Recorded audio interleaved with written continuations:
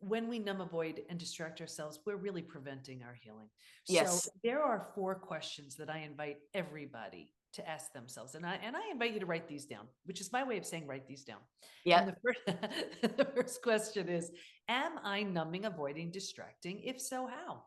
Call yourself on it, right? Do you walk into the kitchen, you're not the least bit hungry, and you find yourself in the cabinets? Do you go into your room and you put on the TV just to drown out the sound of your own thoughts? Like, call yourself on it. The second question, what am I pretending not to see? Right? We don't want to ask these questions, but we need to find out what's going on. Am I pretending not to see there's really trouble in this relationship? It could be other things like, am I pretending not to see that I hate my job? Am I pretending not to see this health issue that needs my attention, right? The third question, what's life going to look like in 5 to 10 years if I keep this going?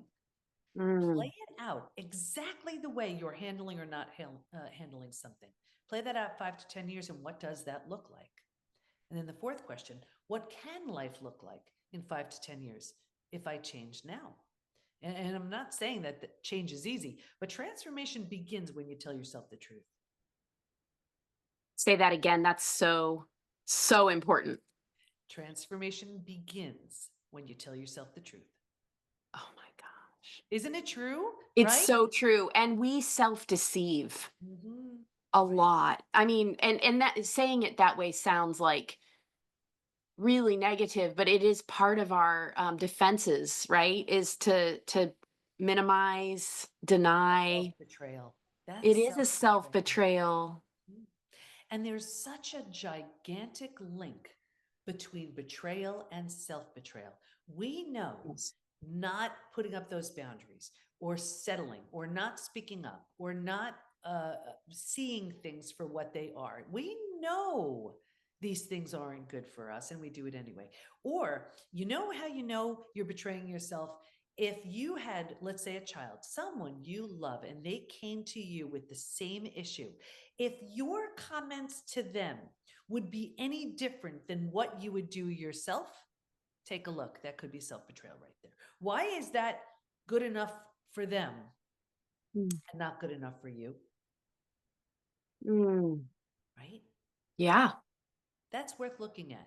it Because is. for someone we love, we see, we see them, we see how something is affecting them. We want the best for them. So Mhm. we give them this thoughtful advice and love and compassion and hope. And then take a look.